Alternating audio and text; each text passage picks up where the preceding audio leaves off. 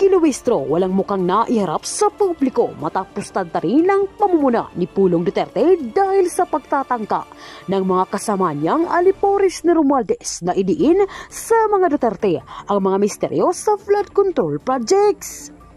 Pero bago ang lahat, kung hindi pa kayo nakapag-subscribe sa channel na ito, please do subscribe para mas maging updated pa kayo sa mga susunod kong mga videos.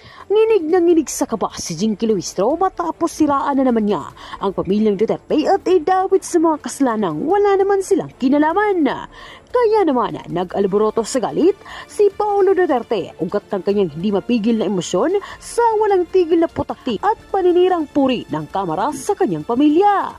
Narito ang isang eksena ng kamera na kung saan pilit na dinadawit ni Luistro ang mga Duterte para pagtakpan ang kanilang malalansang baho. During the previous administration, 2016 to 2022, where's the second slide?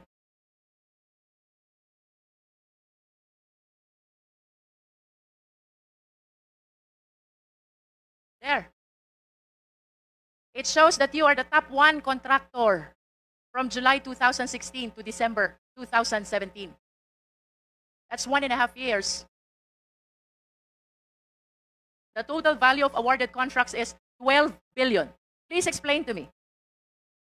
Your Honor, nirespeto ko po yung report po ni PCIJ po. Alam ko po nanggaling po sa PCIJ yan. Pero hindi po yan po ang nakadeclare sa aming pong financial statement po. At saka yung mga nag-ongoing. At karamihan nga po dyan is mga na-terminate po na project. Isinama lang po nila sa listahan pero ang dami po dyan mga na-mutual terminate po na project. If that is not correct, then how much is the amount of the awarded contract to St. Gerard? Hindi po ako sigurado pero titingnan ko po, bigyan niyo po ng time para sa data po niya.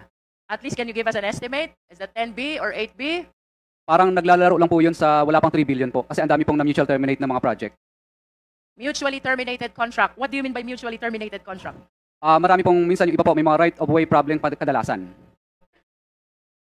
Mr. Diskaya, how can you explain to me that under the current administration, may nanghihingi? Otherwise, hindi ka patutuloyin sa kontrata. But under the previous administration, walang nanghihingi. Your Honor, meron din naman pong nanghihingi, pero takot sila pag napapadyaryo po sila. Katunayan po, yung mga taga-DPWs noon, pag dumarating na po ang St. Gerard Construction, ang tawag nila sa amin pasaway. Sinasabihan ko sila, pasaway ba ang sumunod sa RA 9184? Ano bang ibig sabihin sa inyo ng pasaway? Yung sumunod sa batas o yung hindi sumunod sa batas? Kaya pinadyaryo po namin sila. Bakit hindi ka ba nagpapadyaryo under the current administration? Nagpadyaryo din po ako nung kay Secretary Bonoan. Papakuha ko lang po yung aking mga dyaryo. And may we know also sino ba yung mga ipinadyaryo mo during the last administration? Iba't ibang mga district po dito sa Pilipinas. Like how many of them? Mga district engineer ba yan? Mga regional director ba yan? Can you please name names? Siyempre, pag nagpadyaryo ka, that is something which is very memorable to you. Opo. Yung iba po dito po sa DPWH, Cebu. Yung iba Sino? Yung iba po, sa Region 4A. Who? Opo, hindi po, mga Bids and Award Committee lang po ang pinadyaryo. Bids and Awards Committee. Sino doon? Can you please name names? Hindi po, ang ginagawa ko lang po, binabanggit ko lang po yung pangalan ng distrito na yon, pero hindi ko po binabanggit yung pangalan ng Bids and Award Committee na nag-disqualify sa amin, kundi buong district po ang pinapangalan ko.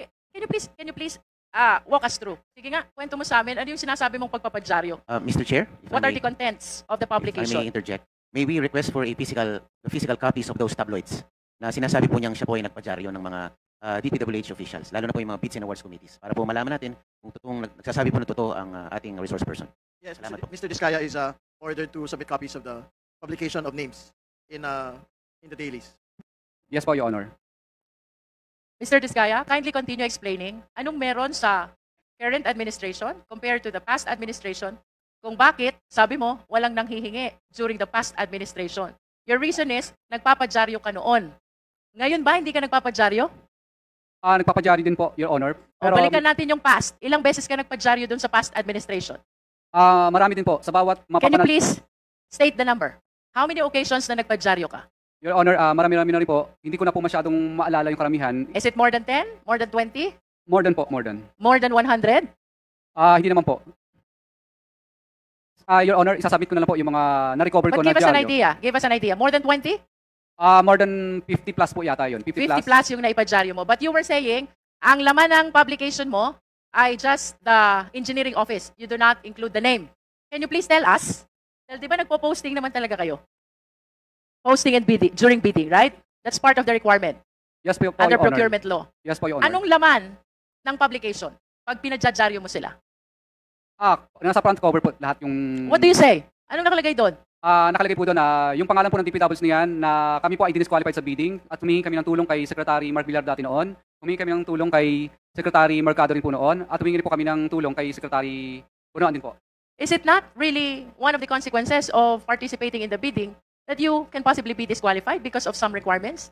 What calls for publication kung na-disqualify ka? Your Honor, pag kami po ang nanalo sa bidding at pinipilit po kami ipa-disqualify, doon lang po kami nagpapadyaryo. Pero pag hindi naman po kami nanalo sa bidding, hindi po kami nagpapadyaryo. Kasi talo naman talaga kami. And you honestly believe that that is the sole reason kung bakit yung na-experience mong panghihingi ngayon, ayon sa iyong salaysay, ay hindi mo na-experience noon? Yes po, Your Honor. Kasi That is the only reason? takot po sila pag nilalagay na po yung kanilang hatian doon sa dyaryo sa open letter. Is it not that dapat mas nagpadyaryo ka pa nga ngayon? Dahil sabi mo maraming nanghihingi sa'yo. Your Honor, kaya po ako naglakas loob na po ngayon na magsalita dahil kami po ay gustong tumulong po kay PBBM I po. understand, but prior to this time, Mr. Diskaya, kung noon, nasabi mo takot, palagi ka nagpapadyaryo, bakit hindi mo naisip yan? Why did you wait for the President to discover all the anomalous projects in Bulacan before you came out to the open? Your Honor, ilang beses po ako nagpadyaryo at nagsusumbong pa po ako kay Secretary Bunoan, pero mapapansin niyo po sa open letter ko doon na parang hindi po pinapansin ni Secretary Bunoan yung dyaryo ko kasi tabloid lang ang dating. Chair, Yes, please. quick interjection lang, Mr. Chair. Yes, please proceed, Dad. Siguro we have to put it on record that some of the Kongs that were mentioned were not part of the 19th Congress. And That is correct. to add lang, Mr. Chair, hindi ka naman magkakaroon ng disqualification kung nagko-comply ka. Thank you. Yun lang, Mr. Chair. Mr. Chair, I just want to manifest that I really find it unbelievable how a simple publication can change entirely this system that he is alleging. Dahil lang sa pagpapadyaryo, his allegation na may nanghihingi under the current administration is entirely absent during the past administration. Mr. Diskaya? Your Honor, ang totoo po talaga dyan kung bakit po takot na takot po lahat ng mga contractor, hindi lang po kami. Kung kami nga pong mga malalaking contractor ay takot po, mas lalo na po yung mga maliit. Kasi po, Your Honor, nagkaroon po ang DPW sa department order na kapag na-disqualified ka po ng 3 ulit, ay mabablacklist ka na po. So takot na takot po yung mga contractor na ma-disqualified ng 3 times. Kasi ang department order po nila, 3 disqualification, i-recommend ka nila para ma-blacklist po. So takot po ang mga contractor na ma-blacklist ng 3 ulit kasi sigurado pong ma-disqualified ng 3 ulit. Kasi sigurado ma-blacklist po sila. Kaya ang ginagawa na lang po ng lahat ng contractor minsan, makisama nila kasi ma-blacklist po. Kasi yung mga taga-Bisin Award Committee po, gagawan kanila ng paraan para tuldok lang, tuldok, sa kasalitang nagkamali, ay disqualified ka na po. Are you Pag protesta referring ka, to the previous or the current administration? ngayon lang po kasi nauso yung yung department order na 3-strike policy na... So you are referring to the current administration. Let me simplify my question, Mr. Diskaya. I'm about to conclude. Yes po. Kasi nagkikipit po sila ng gusto para po yung... Mr. Diskaya, if I may interrupt, I will simplify the question. Yes po, Your Honor. Would you like to say na sa current administration may nanghihingi, pero sa past administration walang nanghihingi? Your Honor, meron din naman po na may nanghihingi po. Pero hindi ganun kahigpit po. For example po, hindi uso ang 3-strike policy po noon. Na pag naka-disqualified po ang contractor na 3 ulit, mapablacklist na. Alright. With your admission na may nanghihingi din po, question, bakit hindi mo sinama doon sa affidavit mo? Your Honor, ano po yun? Hindi naman po naging successful yun. Kaya hindi ko na po... Nonetheless, may nanghingi pa rin. It's you who admitted. May nanghihingi din po during the past. You know why I'm asking you this line of questions? Because there is a principle in the law of evidence, falsus in uno, falsus in omnibus. False in one testimony is false in all testimonies. Bakit parang nagkaroon ka ng selective amnesia, Mr. Diskaya?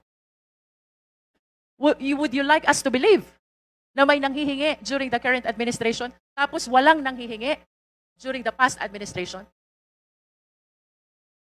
How would you even explain na during the past administration, top 1 contractor ka from PCIG data and yet you are claiming walang nanghihingi unlike during the current administration? What I wish to point out, Mr. Diskaya, your affidavit is full of inconsistencies and lies. Your Honor, ang affidavit po na ito ay tungkol lang po sa pagsuporta po namin kay PBBM po. Kasi po, ang kanya pong finalash po sa TV nung nakaraan po ay report po tungkol sa mga unprograms po na project. Kaya dito lang po ang salaysay ko hanggang... Okay, then let me ask you, if you are saving your statement by claiming that you are pertaining only to what the President discovered as anomalous projects during his administration. Let me ask you, sino yung mga nanghihingi during the past administration? Your Honor, ano lang po, Your Honor, nung mga panahon po kasi na yun, kadalasan po, iba po, mga retired na po, mga wala na po dito sa Yes. DPWs. Kadalasan But po, can mga you please- taga-DPWs lang po. Can you please identify the names with the same courage that you have when you name these lawmakers and DPWH officials in your affidavit? Your Honor, for example po, si D.E.R. Pascual po dati. Kaya lang patay na po Who siya. is D.R. Pascual? Opo, D.E.R. Pascual. Siya po ang bago po siya namatay noon, ay pinablacklist niya po kami dahil nag-negative slippage. So siya po ang talagang tunay na nanghihingi sa amin. Huwag ka So hindi po magbanggit kami... ng pangalan ng patay na. Bakit pangalan ng patay yung binabanggit mo? Hindi makakasagot sa'yo. Oho. Yung iba po kasi sa... Ganito na lang ho kaigsi yung pasensya ng komite na ito. Mhm. Bago ho tayo umabot sa punto na walang uwian. So, seryosohin po natin yung pagsagot. Hindi ho namin tatanggapin yung mga ganyan po. Nagtatanong ng pangalan ng patay. Hindi nyo na rinespeto yung tao. Your Honor, okay lang po ba yung data po? Kasi wala pa sa akin yung iba pang mga Bigay ka data. bakit papel lang hinahanap? Yung laman ng utak mo hinahanap. Sino yung humingi ng pera? Mula sa nagdaang gobyerno. Opo, Hindi mo kailangan ng papel para doon. dati po sa sa bandang Region 4A po noon, mga regional director naman po. Okay, noong magbigay ka ng araw. pangalan. Bali, nakalimutan ko na yung pangalan. Magbigay Mas ka ng tagal na po. pangalan. Basta RD po dati yun ng Region 4A po dati noon. Opo. Magbigay ka ng pangalan. Si RD, nakalimutan ko na. Hindi pa siya nagbigay ng. Magbigay ka ng pangalan ng hihingi nung nagdaang gobyerno. Opo. RD po ng Region 4A po dati noon. Hindi ko lang po masyadong ma-mention kasi nasa isang papel ko po yun. Opo. Ano po yun? Anong taon? Kung hindi ako O nagkakamali. sige, taga 4A. May taga 4A dito, di ba, RD? Sinong 4A ngayon? Kabisado niyo yung mga pangalan ng mga 4A na nauna. Year ano po yun? Year 20, ano po yata? 2018? Something ganun po. 2018, 2019. Region 4A. Opo. RD. Opo. O sino yung 4A RD? Ngayon. Pumunta kayo dito. Sabihin niyo yung mga nagdaang RD.